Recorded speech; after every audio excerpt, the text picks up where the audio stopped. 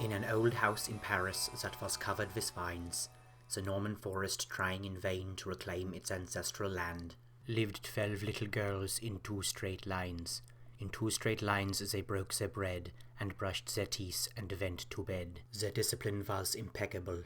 They smiled at the good and frowned at the bad, but being children their concept of good and evil was not fully formed, and it would shock a grown person how much grey area existed along the moral compass. In truth, children are next door to sociopaths. The smallest girl was Madeline, looking every bit the Napoleon, the little dictator.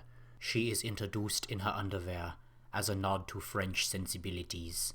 She was not afraid of mousies. She enjoyed the winter snow and ice. But who is this strange man who watches the girls furtively from the edge of the pond?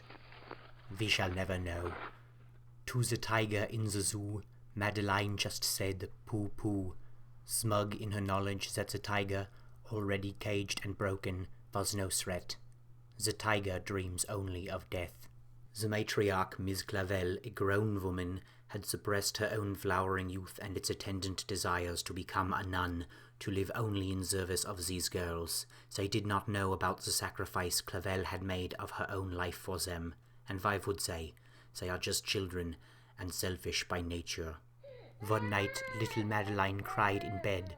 A doctor is called to examine her. For propriety's sake, all the girls are shooed out of the room and a screen erected, just to protect them from the sight of anatomical structures they themselves already possessed. It is appendicitis, and Madeline must be taken to hospital immediately. The doctor scoops her up in his arms. As a symbol of Western medicine, the doctor is particularly masculine, musky and powerful. From here, the interminable commotion of getting her to the hospital goes on for pages. It seems to go on forever into eternity. Madeline awakes in a room with flowers. Cut short for a little girl's enjoyment, their promising blossoms would wither far too soon. Miss Clavel could surely sympathize. In her recuperative state, Madeline hallucinates.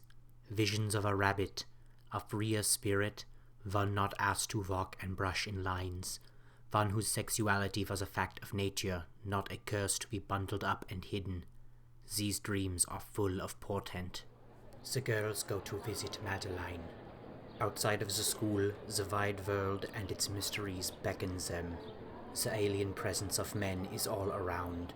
Screwing their faces into a proper approximation of solemnity, the girls eagerly enter Madeline's room, curious for what medical horrors they might see. But there are no horrors, only delights. Gifts from a faraway father, retail approximations of affection that will never replace an authentic father-daughter relationship. But most interesting to them was Madeline's appendectomy scar. She has been wounded in the abdomen and therefore left the segregated world of girlhood. This is an obvious metaphor for menstruation and sexual maturity. They bid her adieu, and in their hearts they know she has been changed by the outside world. She has grown in ways they cannot yet understand, but of which they are envious. They went home and broke their bread, brushed their teeth and went to bed, the tiny cloistered world of their school seeming even smaller and more claustrophobic than before. That night all the girls wake up screaming.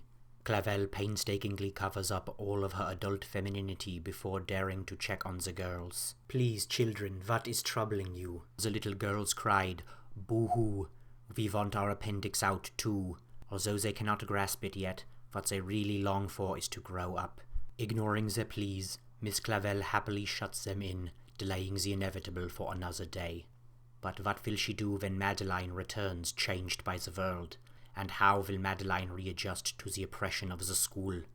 There can be no easy outcome. This has been Madeline. I'm Werner Herzog. Good night, Prinzessin.